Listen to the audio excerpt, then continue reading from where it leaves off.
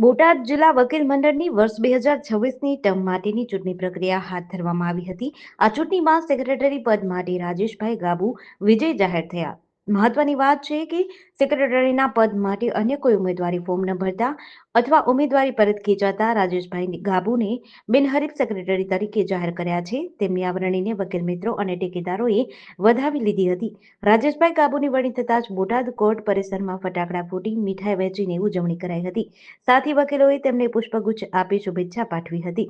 વિજય બાદ રાજેશભાઈએ જણાવ્યું કે વકીલ મંડળે મારા પર જે વિશ્વાસ મૂક્યો છે તે બદલ હું તમારો આભારી છું. આગામી સમયમાં વકીલોના પ્રશ્ન અને કોર્ટની કામગીરીને વધુ સુદૃઢ બનાવવા માટે હું કટિબદ્ધ રહીશ. મારું નામ રાજેશભાઈ ધનજીભાઈ ગાબુ છે.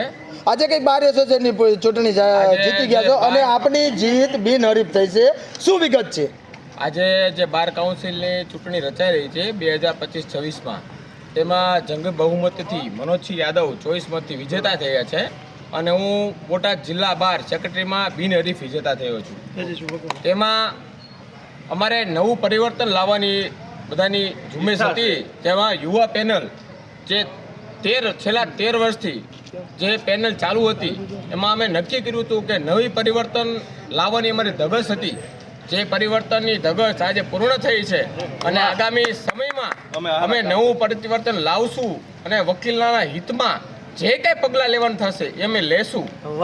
અને પ્રમુખ, ઉપપ્રમુખ, અમે સેક્રેટરી રાજુભાઈ છે બધા, અને અમે એવું હિત રહી છે વકીલના હિતમાં જે કંઈ નવું પરિવર્તન લાવવું થશે એ અમે લાવશું. મારું નામ મનોજસિંહ અભયસિંહ યાદવ છે. આજ રોજ બોટાદ જિલ્લા બાર એસોસિએશનની ચૂંટણી બોટાદ જિલ્લા બાર એસોસિએશનના બારરૂમમાં યોજાયેલી, જેમાં મારી તેમજ મારી પેનલમાંથી રાજેશભાઈ મકવાણા તેમજ અમારી ટીમનો આજ રોજ 24 જેટલા મતથી ભવ્ય મતથી વિજય થયો છે. આમાં મતની હાર જીત 1-2 જ હોય એટલે 24 જેટલા મતથી અમારી ટીમનો ભવ્ય વિજય થયો છે. આ ચૂંટણી કેવા પ્રકારની હોય છે અને કેટલા વર્ષથી આ યોજાય છે? આ ચૂંટણી દર વર્ષે એકવાર યોજાય છે. આ ચૂંટણીમાં છેલ્લા ઘણા સમયથી જે પેનલ ચાલતી આવતી હતી એની સામે છેલ્લા 13 વર્ષથી ચાલી હતી એની સામે અમો યુવા એડવોકેટ અમારી પેનલ ઊભી રાખેલી, એમાં અમો જંગી બહુમતીથી જીતાડેલા છીએ. અને આ ચૂંટણી કોઈ રાગદેશ નહીં, કોઈના વિરોધ માટે નહીં, પણ આ ચૂંટણી વકીલોના હિત માટે, બહારના હિત માટે, સૌ સિનિયર બોટાદના એડવોકેટ સાહેબો, સર્વે મારા એડવોકેટ મતદારો છે, સર્વેના સાથ સહકારથી આ મારા એકલા હાથે કોઈ ચૂંટણી જીતાડી નથી. સર્વે સિનિયર સાહેબો, બહેનો, એડવોકેટો તેમજ અમારા બેન જે છે નિશારબેન તલબ એ પણ બિનહરીફ થઈ ચૂક્યા છે. એટલે આજરોજ અમે જંગી બહુમતીથી ચૂંટાઈ. આશરે કેટલા મતોથી આપ જીતે? અમે આજરોજ 24 મતથી જીતેલા છીએ અને રાજુભાઈ પણ છે મારા સાથી મિત્ર, એ પણ જંગી બહુમતીથી ચૂંટાયેલા છે. આગળના દિવસોમાં કેવા પ્રકારના કામ કરશો વકીલો દ્વારા? આગામી દિવસોમાં બોટાદ બાર અને વકીલના હિત માટે આજ સુધીમાં ગુજરાતમાં કોઈ પણ જગ્યાએ નહીં વકીલના હિત માટે જે પગલાં લેવાનેલા હોય એવા પગલાંની શુભ શરૂઆત બોટાદ જિલ્લા બાર એસોસિએશનમાંથી અમે કરવામાં જઈ રહ્યા છીએ.